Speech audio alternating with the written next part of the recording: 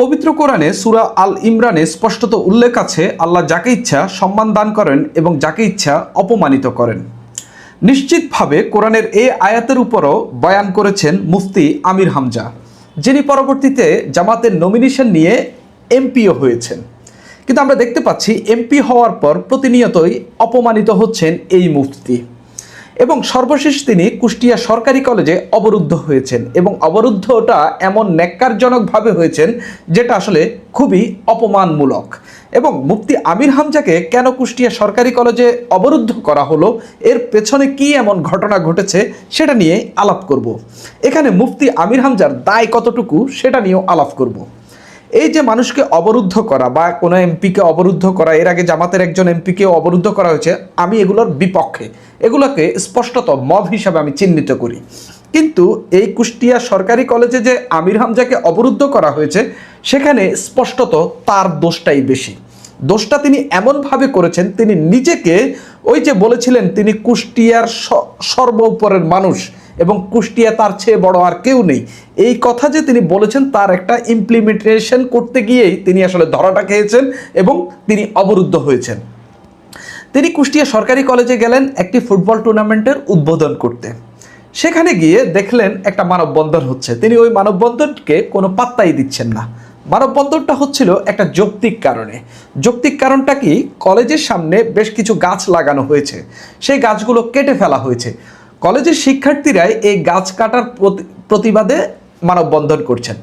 তা আমির হামজা যখন দেখলেন এই যে শিক্ষার্থীরা মানববন্ধন করছেন এবং তাকে ঘিরে যখন তিনি আসলে এটাকে তোয়াক্কা করলেন না, মানববন্ধনটাকে খুব একটা প্রায়োরিটি দেননি এবং তিনি এসে স্টেজে এসে বক্তব্য দিচ্ছেন, মঞ্চে এসে বক্তব্য দিচ্ছেন, তখন শিক্ষার্থীরা ভুয়া ভুয়া স্লোগান দিলেন। এই ভুয়া ভুয়া স্লোগান শুনে তিনি উত্তেজিত হয়ে গেলেন। উত্তেজিত হয়ে তিনি শিক্ষার্থীদেরকে উদ্দেশ্য করে বললেন, আমি সবার ছবি তুলে রাখবো এবং সবার তালিকা তৈরি করব। এখানেই খেপে গেলেন শিক্ষার্থীরা। তারা স্পষ্টত এটাকে আওয়ামী লীগের এমপিদের মতো আচরণ হিসাবে চিহ্নিত করেছে। তখন তারা তাকে ঘিরে ধরে এবং এক পর্যায়ে ওই কলেজের অধ্যক্ষ তাকে ভেতরে নিয়ে গেলে শিক্ষার্থীরা তাকেই সেখানে অবরুদ্ধ করেন। শেষ পর্যন্ত পুলিশ এসে তাকে উদ্ধার করে এবং শিক্ষার্থীরা তাকে যখন নিয়ে যাওয়া হচ্ছিল তখনও ভুয়া ভুয়া বলে স্লোগান দেন। শিক্ষার্থীদের স্পষ্টত দাবি যে আমির হামজা তাদেরকে কটাক্ষ করেছেন এবং তাদেরকে বলেছেন যে তাদের তালিকা করা হচ্ছে। আমির হামজা ওইখানে তাদের তালিকা করার কে? এই যে একজন লোক এমপি হয়ে যাওয়ার পর তার দেমাগ বা তার যে নিজে কত বড় উপরে উঠে মানুষকে যে দেখছে, যে লোকটা 1,80,000-এর বেশি ভোট পেয়েছে, সে তো কুষ্টিয়া 3 আসনের সবার এমপি। কিন্তু আমরা দেখতে পেলাম তিনি সমানে সেখানে একটা বিভাজনের রাজনীতি করছেন এবং ওই শিক্ষার্থীরা, ধরলাম সেখানে ছাত্রদল ছিল, ধরলাম এখানে তার আরও বিরোধীরা ছিল, তারা স্লোগান দিয়েছে, তারা তো একটা যৌক্তিক কারণে মানববন্ধন করছেন। সেখানে আপনি শিক্ষার্থীদেরকে কেন স্পষ্টত তাদেরকে উদ্দেশ্য করে বললেন ছবি তুলে রাখছি, তাদের তালিকা করছি? একজন এমপি এটা কি বলতে পারেন সচরাচর? এটা কি আইনের লঙ্ঘন নয়? অবশ্যই এটা আইনের লঙ্ঘন। এবং যখন শিক্ষার্থীরা আন্দোলন করছেন একটা যৌক্তিক কারণে, তখন সেই আন্দোলনে গিয়ে এরকম কথাটা বলাটাই খুবই অন্যায়। যেমনটা আমরা দেখেছি কোটা আন্দোলনের সময়, যেটা পরবর্তীতে সরকার পতনের আন্দোলনের রূপ নেয়, গণ অভ্যুত্থানের রূপ নেয়, সে সময় শেখ হাসিনা এবং আওয়ামী লীগের কিছু নেতাদের বক্তব্যের কারণে সেই আন্দোলনটা কিভাবে দাবানোর মতো ছড়িয়েছে। ঠিক শিক্ষার্থীদের একটা প্রতিবাদ স্বরূপ মানববন্ধনে তিনি এই কথাটা বলেই তিনি নিজেকে নিজে অবরুদ্ধ করে ফেলেছেন। যদিও আমি এই অবরুদ্ধ করার বিরোধিতা করি, কিন্তু তিনি আসলে তাদেরকে তালিকা করার হুমকি দিয়ে, তাদের ফটো তুলে রাখার হুমকি দিয়ে তিনি আসলে নিজের ক্ষমতাটা জাহির করার চেষ্টা করেছেন এবং শিক্ষার্থীরাও সেখানে তাকে দেখিয়ে দিলেন যে তাদেরও ক্ষমতা কী। মুফতি আমির হামজা এর আগে তিনি যখন এমপি নির্বাচিত হলেন, তিনি বললেন কুষ্টিয়ায় সর্বোপরের মানুষ তিনি, কুষ্টিয়ার উপরওয়ালা তিনি, অর্থাৎ তিনি ক্ষমতার প্র্যাকটিস শুরু করলেন। কুষ্টিয়া 3 আসনের সর্বোপরের মানুষ বলে তিনি নিজে যে কত প্রভাবশালী, নিজে যে কত ক্ষমতাশালী, তিনি যে ডিসিএসপি, তারপরে হচ্ছে সেখানকার সাধারণ জনগণের উপরের মানুষ, সেটা তিনি বুঝিয়ে দিলেন। এর মধ্য দিয়ে মানুষের মধ্যে কিন্তু একটা মেসেজ গেছে, মানুষ বুঝে নিয়েছে এই লোকটাকে আমরা ভোট দিয়ে এমপি করেছি। সবাই তাকে ভোট দেয় না, কিন্তু সেখানকার 1,81,000 মানুষ তাকে ভোট দিয়েছে। আমি ধরে নিলাম বেশিরভাগই জামাত এবং এনসিপির লোক এবং জামাতকে পছন্দ করা বা জামাতের ভোটাররাই তাকে ভোট দিয়েছেন। এর বাইরে ওয়াচ করেন হিসাবে তার একটা ভক্ত গ্রুপ রয়েছে, ধরলাম সবাই তাকে ভোট দিয়েছেন। এই 1,81,000 মানুষের বাইরে যারা তাকে ভোট দেননি, তিনি তো তাদেরও এমপি, তাদের প্রতি কেন তার শ্রদ্ধাবোধ থাকবে না?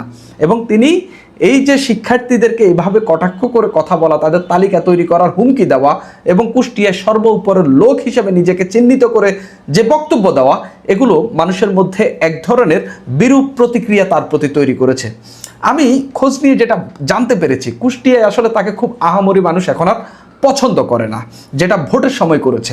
এমনকি জামাতের সেখানকার নেতারাও তাকে পছন্দ করে না। তার বেশ কিছু বক্তব্যের কারণে জামাতের সেখানকার জেলা আমির, উপজেলা আমির যারা আছেন তারা বেশ কয়েকবার তাকে সতর্ক করেছে। জামাতের কেন্দ্র থেকেও তাকে চিঠি দিয়ে সতর্ক করেছে। কিন্তু আমরা দেখতে পেলাম তার লাগামহীনতা, যেন তিনি এক পাগলা ঘোড়ার মতো তিনি ছুটে চলেছেন, যার লাগাম কেউ লাগাতে পারছে না। এমনকি তার দল জামাতও তার মুখে লাগাম দিতে পারছে না। তিনি বলেছেন তিনি ভালো হয়ে যাবেন, তিনি ঠিকভাবে থাকবেন, কথাবার্তা সতর্কভাবে বলবেন, কিন্তু তিনি শিক্ষার্থীদেরকে উদ্দেশ্য করে বলছেন যে আমি ফটো তুলে রাখছি এবং আমি তালিকা তৈরি করছি। এটা স্পষ্টত একজন মানে ক্ষমতার যে কি পরিমাণ প্র্যাকটিস করছে একজন এমপি, সেটারই একটা বহিঃপ্রকাশ। আপনি আমাকে প্রশ্ন করতে পারেন, বিএনপির এমপিরা কি ক্ষমতার প্র্যাকটিস করছে না? অবশ্যই করছে, সবাই ক্ষমতার প্র্যাকটিস করবে, কিন্তু এরকম সচরাচর বক্তব্য কি সবাই দিয়েছেন? সবাই দেননি। মুফতি আমির হামজাই দিচ্ছেন। তিনি এর আগে আরও যেসব বক্তব্য দিয়েছেন, যেমন ধরেন যে নির্বাচনের আগের বক্তব্য, বেগম জিয়ার ছোট ছেলে যিনি মারা গেছেন আরাফাতুর রহমান কোকোর নামকে নিয়ে তিনি কিভাবে ব্যঙ্গ করে বক্তব্য দিয়েছেন ওয়াজ মাহফিলে বসে। তিনি বিদ্যুৎ ও জ্বালানি মন্ত্রী ইকবাল হাসান মাহমুদ টুকুকে নিয়ে কি বিরূপ মন্তব্য করেছেন, যেটা নিয়ে সিরাজগঞ্জে মামলাও হয়েছে। এবং এমন একটি সেন্সিটিভ বক্তব্য তিনি ইকবাল হাসান মাহমুদ টুকুকে নিয়ে দিয়েছেন, যেটা আসলে ধর্মীয় একটা দাঙ্গা তৈরি করতে পারে।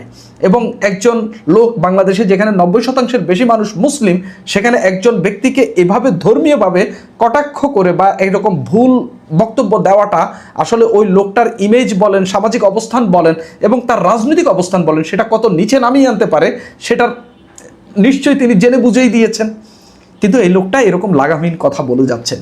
এর আগে তিনি যে ওই যে ডিসিদের নিয়োগ নিয়ে যে কথা বললেন, পরবর্তীতে ছাত্র দলের এক নেতা সেটা নিয়ে তাকে আইনি নোটিশ দিলেন, তিনি কোনো জবাব দিতে পারলেন না এবং তার কাছে আসলে কোনো তথ্য নেই, কিন্তু তিনি একজন এমপি হয়ে তিনি ঢালাওভাবে সেই বক্তব্য দিয়ে দিলেন।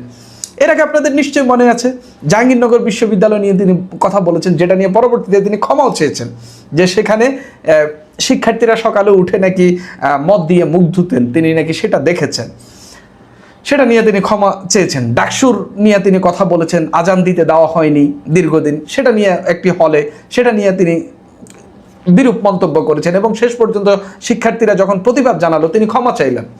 তো এখন দেখা যাচ্ছে আমির হামজার যে কর্মকাণ্ড, একজন ব্যক্তি ওয়াজ করেন, লাখ টাকার নিচে কোনো ওয়াজ মাহফিলে যান না, তার ফি কিন্তু অনেক বেশি, সেরকম একটি লোক যিনি আবার সংসদে বসে বক্তব্য দেন এবং 300 এমপির একজন এমপি, সেই লোকটি এরকম লাগামহীনভাবে বক্তব্য দেন, যেটা আসলে সমাজে একটা বিরূপ প্রতিক্রিয়া তৈরি করে, যেটা আসলে অন্যজনের কে এমনভাবে তিনি কটাক্ষ করেন, যেটা তার সামাজিক অবস্থান, রাজনৈতিক অবস্থান, ধর্মীয় অবস্থান তাকে অনেকে নিচে নামিয়ে আনতে, তার এই কথাগুলো অনেক রেটরিক হিসাবে কাজ করে বা একটা পলিটিক্যাল কথা হিসাবে, কিন্তু তিনি আসলে পলিটিক্যাল রেটরিকও মানছেন না, তিনি এর বাইরে গিয়ে, এর ঊর্ধ্বে গিয়ে এমন অশালীন বক্তব্য দিচ্ছেন যেটা আসলে খুবই ভয়াবহ আকার ধারণ করছে। এবং তিনি দিনে দিনে এত পরিমাণ অজনপ্রিয় হয়ে উঠছেন, সম্ভবত জামাতও তাকে আগামীবার নমিনেশন দিবে না। এই কুষ্টিয়ায় যে ঘটনাটি ঘটেছে, তাকে সরকারি কলেজে অবরুদ্ধ করে রাখা এবং সেটাকে অনেকে মবের মতো করে বলছেন, আমিও সেটাকে মব হিসাবেই দেখি, কিন্তু তার বক্তব্যের কারণে এই পরিস্থিতি সৃষ্টি হয়েছে। একজন এমপি এভাবে লাগামহীন কি বক্তব্য দিতে পারে? আমি একটা কথা ভুলে গেছি, সংসদে তিনি 3জন নারী এমপিকে নিয়ে যে বক্তব্য দিয়েছেন ওয়াজে গিয়ে, সংসদের 3জন নারী এমপিকে নিয়ে তাদের ভুড়ি টুড়ি, তারপরে তার আশপাশের যে সহকর্মী যারা রয়েছেন সংসদে এমপি, তাদের ভুড়ি নিয়ে তিনি ওয়াজে গিয়ে বক্তব্য দিয়েছেন, যেটার জন্য তাকে দুঃখ প্রকাশ করতে হয়েছে। তো আমির হামজার অবস্থা এমন, মুখ খুললেই দুঃখ প্রকাশ করতে হয়, মুখ খুললেই দুঃখ প্রকাশ করতে হয়। তো এরকম একজন ব্যক্তি আমাদের সংসদে গেছেন, সরকারি টাকায় তিনি সেখানে কথা বলছেন এবং সরকারি সুযোগ সুবিধা পাচ্ছেন, এবং ওইখানকার মানুষেরও বোঝা উচিত যে তারা কত নিম্ন শ্রেণীর একজন মানুষকে এমপি নির্বাচিত করেছেন, যিনি এমপি হওয়ার পর অন্তত 10 বার অপমানিত হয়েছেন। এখন আপনি বলতে পারেন বিএনপি তাকে অপমান করছে, কেন জামাতের আমিরকে কি বিএনপি অপমান করছে? জামাতের আরও অন্যান্য যারা আছেন, এই যে ঢাকা 12 আসনের এমপি, ঢাকা 14 আসনের এমপি বা এর বাইরে যারা রয়েছেন, তাদেরকে কি অপমান করছে? কুষ্টিয়া তো আরেকজন এমপি রয়েছেন জামাতে, তাকে কি অপমান করছে এভাবে? না, কিন্তু আমির হামজা লাগামহীন কথাবার্তার কারণে এবং তার এমন বাজে কথাবার্তার কারণে তিনি আসলে বিপদে পড়ছেন এবং মানুষের রোষানলে পড়ছেন, যেই রোষানলটা আসলে দিন দিন তার অধপতন ডেকে আনবে এবং মানুষও অনুশোচনা করবে যে এরকম একটা ব্যক্তিকে আমরা ভোট দিয়ে এমপি নির্বাচিত করেছি এবং সংসদে পাঠিয়েছি, এবং জামাতও অনুশোচনা করবে যে এরকম একটা লোককে দাড়িপাল্লা দিয়ে নমিনেশন দিয়ে আমরা সংসদে নিয়ে গেছি। শতাব্দী ঘুরে সব দেশে কোনো না কোনো একটা দানবের জন্ম হয়, যে দানবের হাতে ওই দেশের শাসন ক্ষমতা গিয়ে পড়ে। সবসময় বলে, শিক্ষিত দুষ্ট লোক যদি কোনো দেশের শাসন ক্ষমতার ভার পায় তাহলে ওই দেশের সর্বনাশ। এটা পৃথিবীর অনেক দেশে এরকম নিয়ম। আপনি যদি সবশেষ এই ডোনাল্ড ট্রাম্পের আমেরিকা দেখেন, ডোনাল্ড ট্রাম্পের হাতে আমেরিকা কি নিরাপদ? আমেরিকা এখন যা করছে এটার কি ফল তাকে ভোগ করতে হবে না? আমাকে একদিন একজন বলছিল যে ডোনাল্ড ট্রাম্প যা শুরু করেছে তাকে চরম মূল্য দিতে হবে তার দেশে, তার নিজের লোকজনকে দিয়ে। বাংলাদেশে শতাব্দীর পর শতাব্দী ঘুরে একজন অপশাসক, দুঃশাসক আসে।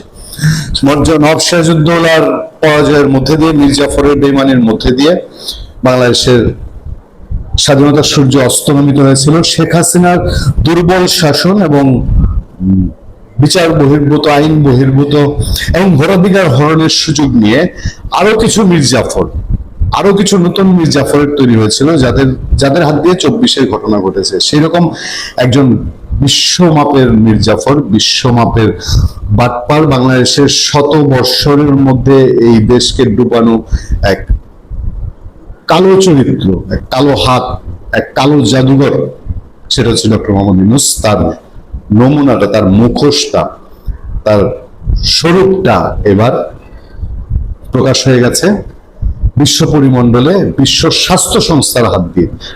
WHO এবার তার চেহারাটা উন্মোচন করে দিয়েছে। বিএনপি সরকার তাকিয়ে দেখুক যে সারা বিশ্ব যাকে বলছে আমাদের 400 শিশুর মৃত্যুর জন্য দায়ী, তাকে কি করা উচিত। আজকে ধরেন কোন কারণে আওয়ামী লীগ ক্ষমতায় থাকতো, বিএনপির নামে যদি বিশ্ব স্বাস্থ্য সংস্থা থেকে আসতো যে বিএনপি বাংলাদেশের এই হাম নির্মূলে অবহেলা করেছে, আমার তো ধারণা 400 শিশু মৃত্যু হয়েছে না বিএনপির বেগম খালেদা জিয়া জীবিত থাকলে, অথবা তারেক রহমানের হাতে এবং বিএনপির স্বাস্থ্যমন্ত্রী, উপমন্ত্রী, প্রতিমন্ত্রী, স্বাস্থ্য অধিদপ্তর সহ কয়েকশো মামলা হইতো। আওয়ামী লীগ করতো, আওয়ামী লীগ যদি ক্ষমতায় থাকতো। আর এখন বিএনপির ক্ষমতায় আছে না, যদি বিশ্ব স্বাস্থ্য সংস্থা ইউনূসের কথা না বলে যদি বলতো যে আওয়ামী লীগ অবহেলা করেছে, মিডিয়া ফাটায় দিত, আওয়ামী লীগের দোষ যদি একটু পাওয়া যেত বিশ্ব স্বাস্থ্য সংস্থার রিপোর্টে, আওয়ামী লীগের শেখ হাসিনা, সজীব ওয়াজেদ, জয় সাইমা ওয়াজেদ পুতুল, শেখ রেহানা সহ পুরো 14 গোষ্ঠী উদ্ধার করে 400-500 মামলা হতো। সেই 400-500 মামলায় আওয়ামী লীগের সবাই সাজার মুখে আসতো। কিন্তু ডক্টর ইউনূসের ক্ষেত্রে কোথায় যেন বিএনপির চোখ বাঁধা, বিএনপির চোখ অন্ধ, আমরা বুঝি না। যে স্বরূপটা বিশ্ব স্বাস্থ্য সংস্থা আজকে প্রকাশ করে দিচ্ছে, দেখেন, বিশ্ব স্বাস্থ্য সংস্থা ইউনূস আমলের টিকার ঘাটতি হামের প্রাদুর্ভাবের বড় কারণ, বাংলাদেশে হামের সাম্প্রতিক প্রাদুর্ভাবের বড় কারণ হিসাবে ডক্টর মোহাম্মদ ইউনূসের অন্তর্বর্তী সরকারের আমলের টিকার ঘাটতি এবং অনিয়ম টিকাদানের দুর্বলতাকে অন্যতম বড় কারণ হিসেবে চিহ্নিত করেছে বিশ্ব স্বাস্থ্য সংস্থা।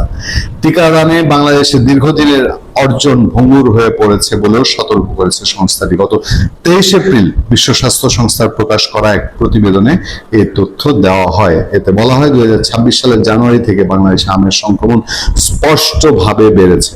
2026 সাল থেকে দেশটির 8টি বিভাগের সবগুলোতেই এবং 64 জেলার মধ্যে 58টিতে রোগী শনাক্ত হয়েছে। এই অবস্থা জাতীয় পর্যায়ে হামের ব্যাপক সংক্রমণের ইঙ্গিত দিচ্ছে। প্রতিবেদনে বলা হয় 2026 সালের 15 মার্চ থেকে 14 এপ্রিল পর্যন্ত সন্দেহভাজন মোট 19,161 হাম রোগীর তথ্য পাওয়া গেছে। এছাড়া 2,973 জনের নিশ্চিতভাবে শনাক্ত হয়েছে। এ সময়ে হাম সম্পর্কিত 166টি সন্দেহজনক মৃত্যু এবং 30টি নিশ্চিত সংক্রমণে মৃত্যুর তথ্য দিয়েছে বিশ্ব স্বাস্থ্য সংস্থা। আকস্মিক ভয়াবহ সংক্রমণের কারণ উল্লেখ করে প্রতিবেদনে বলা হয়, এবারের প্রাদুর্ভাবের আগে বাংলাদেশ হাম নির্মূলের পথে উল্লেখযোগ্য অগ্রগতি হয়েছিল। 2000 সালে প্রথম ডোজ টিকার কভারেজ ছিল 89%। 2016 সালে তা বেড়ে হয় 118%, যা আওয়ামী লীগের উপরে দোষারোপ করেন স্বাস্থ্যমন্ত্রী। অন্যদিকে দ্বিতীয় ডোজের কভারেজ 2012 সালের 22% থেকে বেড়ে 2024 সালে 121% পৌঁছায় আওয়ামী লীগ সরকারের সময়। তারপরেও স্বাস্থ্যমন্ত্রী এবং প্রধানমন্ত্রী তারেক রহমানও বলেছেন যে আওয়ামী লীগ এবং তত্ত্বাবধায়ক সরকার, অন্তর্বর্তীকালীন সরকার, দুই সরকার দায়ী। এই সময় বাংলাদেশে নিশ্চিত হাম রোগীর হার উল্লেখযোগ্যভাবে কমে আসে। তবে 24-25 সালে হাম রুবেলা টিকার জাতীয় ঘাটতি ও নিয়মিত টিকাদানের দুর্বলতার বর্তমান প্রাদুর্ভাব সৃষ্টি হয়েছে। মানে 24-25 ওই ইউনূস সরকার, সেই ড্রাকুলা সরকার যখন আসলো তখন। এছাড়া 2020 সালের পর নিয়মিত গণটিকাদান না হওয়ার কারণেও 2020 সালের পর নিয়মিত গণটিকাদান না হওয়ার কারণেও ঝুঁকিপূর্ণ শিশুর সংখ্যা বেড়েছে বলে মনে করছে বিশ্ব স্বাস্থ্য সংস্থা। 2020 সালে যেই গণটিকা হয়েছিল এটা আবার 24 সালের শেষে দেওয়ার একটা পরিকল্পনা ছিল। তার আগে আওয়ামী লীগ সরকার বিদায় নেয়, কিন্তু ইউনূস সরকার ক্ষমতায় এসে সেটা আর বাস্তবায়ন করেনি। প্রতিবেদনে বলা হয়, টিকাবিহীন অপর্যাপ্ত টিকা পাওয়া শিশুদের মধ্যে হামের ব্যাপক সংক্রমণ দীর্ঘমেয়াদী ও গুরুতর সংকটের আশঙ্কা বাড়াচ্ছে এবারের প্রাদুর্ভাব সামগ্রিকভাবে বাংলাদেশে হাম নির্মূলের পথে আগের অগ্রগতির বিপরীত দৃশ্যের ইঙ্গিত দিচ্ছে। মানে বাংলাদেশ অগ্রগতি পেয়েছিল, সেটা গলা টিপে ধরেছে ইউনূস সরকার। প্রতিবেদনে আরো বলা হয়, হাম ও হাম উপসর্গে যেসব শিশুর মৃত্যুর তথ্য আসছে তাদের বেশিরভাগই 2 বছরের কম বয়সী এবং টিকা পায়নি। 2 বছরের কম বয়সী মানে হচ্ছে আওয়ামী লীগ সরকার বিদায়ের পর যারা জন্ম নিয়েছে তারা, সেটা তাদের টিকা নিশ্চিত করার দায়িত্ব ছিল পরের সরকারের, অন্তর্বর্তীকালীন সরকারের, কিন্তু তারা সেটা নিশ্চিত করেনি। আমার প্রশ্ন একটা জায়গাতেই, ইউনূস সরকার এত বড় অন্যায়, 400 শিশুকে মেরে ফেলা এবং আরো হাজার হাজার শিশুকে ঝুঁকির মধ্যে ফেলার, এর পরেও কি ইউনূস সরকার ধরাছোঁয়ার বাইরে থেকে যাবে? ভালো থাকবেন, সুস্থ থাকবেন। আপনার সাথে আমি আতিক রহমান, পূর্ণিয়া।